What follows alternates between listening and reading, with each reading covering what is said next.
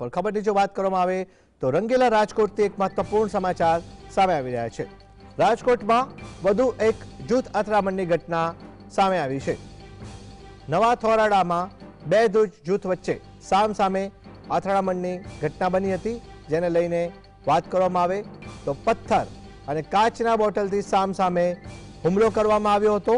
સમગ્ર ઘટનાને લઈ અને જૂથ અથડામણમાં 4 લોકો ઈજાગ્રસ્ત થયા હોવાનો અહેવાલ સામે આવી રહ્યો છે।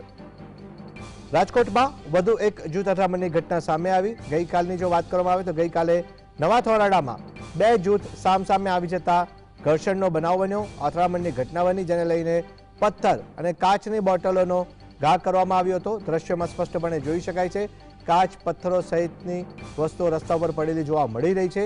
જીએસટીવી દર્શકો સુધી પડેપણની જાણકારી પહોંચાડી રહ્યું છે।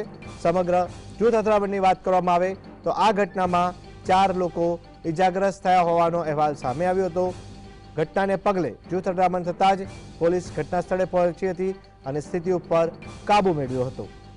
સિવિલ હોસ્પિટલ ખાતે જે ઈજાગ્રસ્તો છે તેમને સારવાર અર્થે ખસેડવામાં આવ્યા હતા।